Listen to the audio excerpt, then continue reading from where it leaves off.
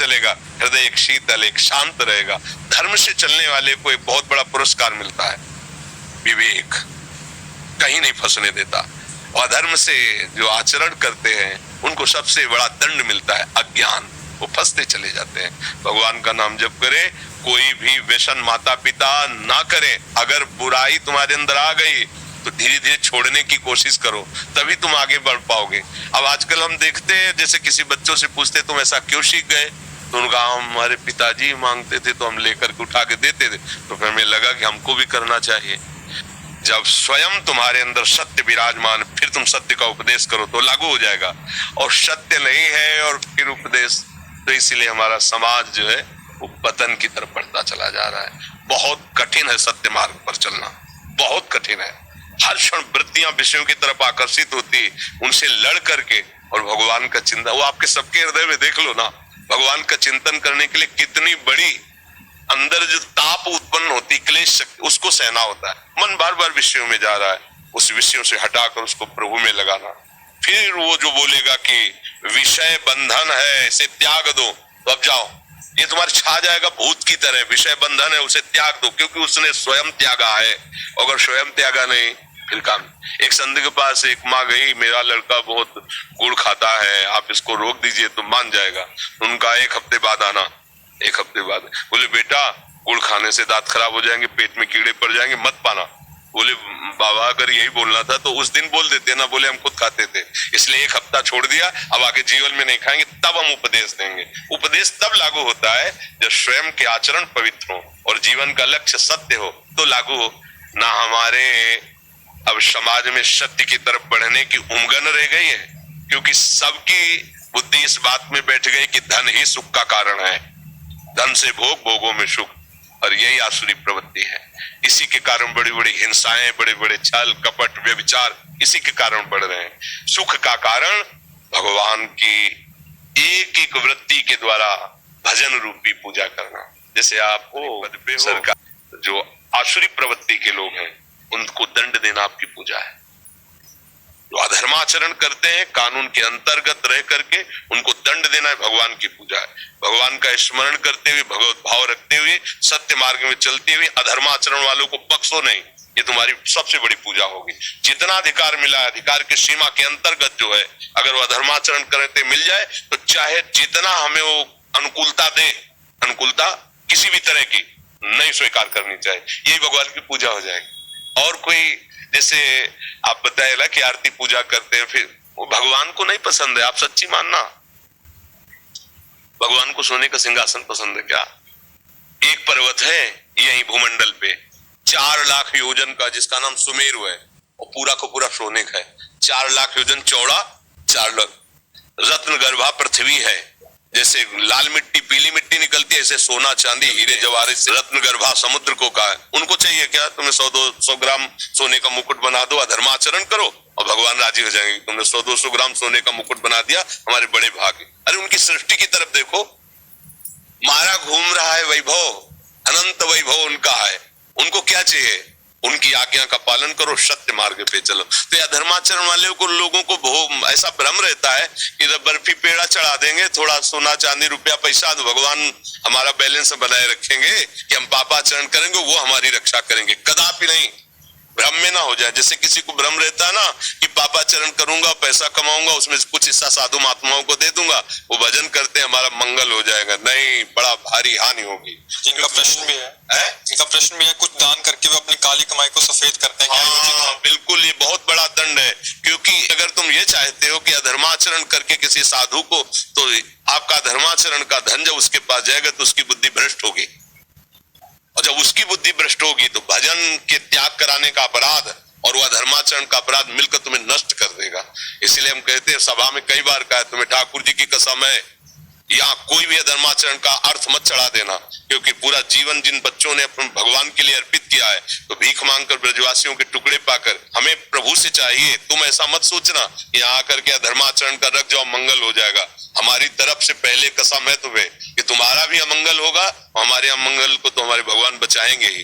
भीष्म जी सरसैया पर पड़े हुए थे, महाराज युधिष्ठिर ने जब प्रश्न किया और भगवान ने भी प्रोत्साहित किया भीष्म जी को कि उत्तर दीजिए, तो भीष्म जी ने उपदेश शुरू किया तो द्रौपदी जी ने हंस दिया। भीष्म जी ने कहा हंसी क्यों बच्चा?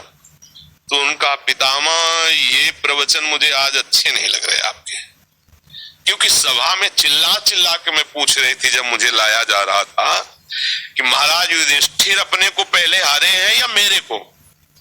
सब सभा में बैठे आप भी थे, मुझे भरोसा था कि अगर आप खड़े हो गए और बोल दिए तो मेरी वो दुर्दशा ना होती जो हो रही थी।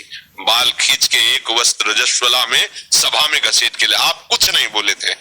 कहां गया धर्म का ज्ञान का उपदेश आपका? तो उन्होंने कहा बेटी मेरी बुद्धि भ्रष्ट हो गई थी, पापी दुर्योधन का पक्ष और अन्न खाने से मेरी 6 महीना बाणों की सैया में बड़ा बड़ा रक्तस्राव हो गया है, भीषण कष्ट पा रहा हूं। अब मैं पवित्र हो गया हूं, इसलिए जो प्रश्न करोगे सही उत्तर दूंगा। उस समय मेरी बुद्धि शुद्ध नहीं थी जो मैं उत्तर दे देता। तो उन्होंने उदाहरण दिया कि एक परमहंस जी जंगल में रहते थे, कंदमूल फल आदि खाते थे। तो एक राजा वहां गया, जब देखा कि वो ध्यानस्थ है तो इंतजार करता रहा, फिर प्रणाम किया और कहा महाराज कृपा करो, आप जैसे विरक्त महापुरुष हमारे घर में आएंगे तो हमारा गृह पावन हो जाएगा। तीर्थी कुर्वन्ति तीर्थानि, आप जैसे महात्मा चरण रख दें वो स्थान तीर्थ हो जाता है, तीर्थों को भी तीर्थत्व प्राप्त होता है। तो सोचा कि अधिकारी है, शास्त्र ज्ञानी है और संतों पर श्रद्धा करता है। चले गए, महल में गए, सुंदर सुंदर भोग विलास की सामग्रियां सब खाई पी। शास्त्र निषेध करता है, राजन्न का निषेध करता है। वैरागी को उतना ही सात्विक पदार्थ भगवान को अर्पित करके अल्पाहार लघुहार, जिसमें आप ब्रह्मचर्य सके, आपकी बुद्धि शुद्ध रह सके, मतलब जैसे रजोगुणी पुरुष पाते हैं वैसा निषेध किया गया। ऐसा नहीं मनमानी तुम खाओ पियो तो तुम्हारी बुद्धि भजन में लग जाएगी। और खा पी के खूब अच्छे से राज सम्मान पा करके आए, भजन में अरुचि, वही महल का चिंतन, वही भोगों का चिंतन। यार कब राजा आएगा कि दोबारा बुलाएगा? अब कंदमूल फल खाने वाले, भजन छूटा, चिंतन राजा का। अब चिंतन इधर हुआ तो तपस्वी थी, तुरंत राजा पहुंचा, महाराज पधारिए। आज कुछ नहीं बोलना पड़ा, पीछे ही चले गए। महल में पाए और देखा ऐसे तो एक श्रृंगार कक्ष में हार टंगा हुआ था हीरों का। तो अवसर लेकर के, क्योंकि दास दासियां सेवा में नहीं, स्वयं राजा और रानी थे, तो वो हार लिया और झोली में डाल लिया, प्रसाद पाया और जय हो करके चल। रानी जब श्रृंगार को शाम को बैठी तो देखा उनका महाराज अपने इस निज महल में अपनी जो दास दासियां हैं बिल्कुल कहीं उनका आना जाना नहीं, तो हार चुराएंगे क्यों? मुझे लगता है जिन संत भगवान को तुम लाए थे वो हार चुरा के ले गए। वो कहा ऐसा मत, तो हमारे देश के पावन पवित्र संत तुम्हारे हार को क्या करेंगे? तो उनका महाराज आप कुछ भी को, मेरा दृढ़ विश्वास है कि हार आपके संत ले गए। बोले हम दूसरा बनवा देंगे, आप शब्द मत उच्चारण करना। अब 5-7 दिन के बाद उन्होंने फल लाने के लिए झोली में हाथ डाला तो हार देखा, तो ये क्या मेरी बुद्धि भ्रष्ट हुई, मैं इसे क्या करूंगा? अरे मेरे से तो अपराध बन गया। हार लिया और वहीं से चिल्लाते हुए राज दरबार, महाराज मैं चोर हूं, मैंने आपके महल से हार चुराया। बोले महाराज बस आपकी परीक्षा के लिए मैंने हार आपकी झोली में डाला था, आप तो संत हैं। क्योंकि सभा के हृदय में संतों के प्रति दोष बुद्धि हो जाएगी, इसलिए धर्मात्मा राजा ने तत्काल बात बदल दी। चलो महाराज महल ले गए और कहा महाराज आप ही चुरा ले गए थे, आप ही वापस करने, मेरी समझ में नहीं आया। तो बोले जिस दिन आपका अन्न खा के गए उस दिन से मेरी बुद्धि भ्रष्ट हो गई। राजन के कारण मेरी स्वर्ण चोरी करने की, रत्न चोरी करने की प्रवृत्ति जागृत हुई। और जब 7 दिन से मैं भूखा हूं क्योंकि मुझे कुछ अच्छा नहीं लग रहा था, कंदमूल फल लेने के लिए झोली निकाला, उसमें हार मिला, तब मुझे समझ में महाराज ये आपके अन्न का प्रभाव है कि मुझे तपस्वी को चोरी करने के लिए विवश कर दिया। भीष्म जी ने कहा बेटी अन्न का प्रभाव इतना बड़ा होता है कि मैं सब ज्ञान रखने वाला उस समय उत्तर नहीं दे सका। तो ये जो लोग सोचते हैं ना कि अधर्म आचरण करके दान पुण्य मंदिर, कुछ नहीं, धर्म के द्वारा कमाए हुए धन का विभाग करो, एक मूल के लिए जमा करो, एक परिवार के पोषण के लिए जमा करो, एक आगामी व्यापार की उन्नति के लिए, और उसका कुछ भाग गरीबों की सेवा, गौ सेवा, अनाथ है, बीमार है, कोई संत महात्मा भूखा प्यासा, अतिथि सेवा, ये शास्त्र विधान है।